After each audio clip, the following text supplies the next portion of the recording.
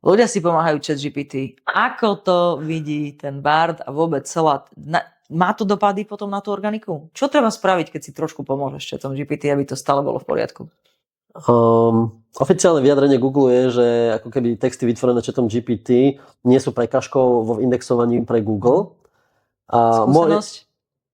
Ja by som skôr povedal, že môj osobný názor je taký, a my vo všeobecnosti, keď tvoríme texty pre firmy, tak naši copywriteri majú zakázané tvoriť texty cez ChatGPT. Čo máme ale ako keby povolené a čo používame je, že cez ChatGPT si vieme napríklad vytvoriť štruktúru článku.